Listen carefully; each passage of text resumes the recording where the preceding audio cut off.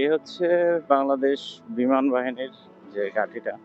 আর এই ঘাঁটিটা অবস্থিত হচ্ছে সিলেট বিভাগের মৌলভীবাজার জেলার যে শমশেরনগর থানাতে।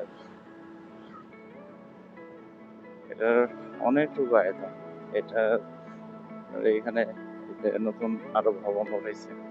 এই পাশে হচ্ছে নার্সারি। এই নার্সারি গুলো হচ্ছে সরকারি প্রপার্টি। এগুলো হয়তো বা লিজ নিয়ে রাখছে ওনারা। আর এখানে ওরে বাপরে, মানে এই বট গাছটা শত বছরের বট গাছ, অনেক পুরাতন। আর এই রাস্তাটা মানে এয়ারপোর্ট, সরি, বিমান বাহিনী ঘাটের সামনে যে একটা রাস্তাটা, এটা একদম মনে হয় প্লেন চলার মতো রাস্তা, এত নিখুঁত স্মুথ একটা রাস্তা। হচ্ছে বিমান বাহিনীর মেন প্রধান ফটক, গেট ফটক যেটা, এটা। তো এখানে কিন্তু আপনার এয়ারপোর্ট আছে ভিতরে।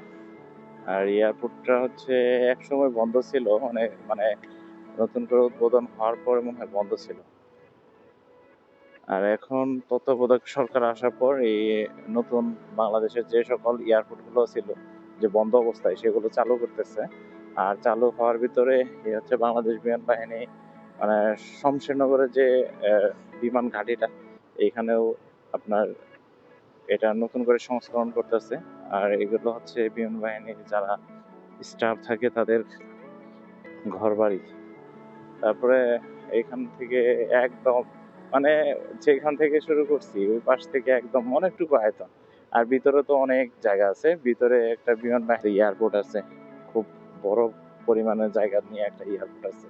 আর শুধু তাই নয়, বিমান বাহিনীর ভিতরে লিচু বাগান আছে, তারপরে আহ ওই আনারস বাগান, তারপরে আম বাগান, লেবু বাগান, ভ্যারাইটিস অনেক বাগান আছে। দেখতে মনে হয় এটা হচ্ছে জঙ্গল, কিন্তু না, এটার ভিতরে অনেক কিছু মোটামুটি আছে। তো সব থেকে বেশি ভালো লাগে এই রাস্তাটা।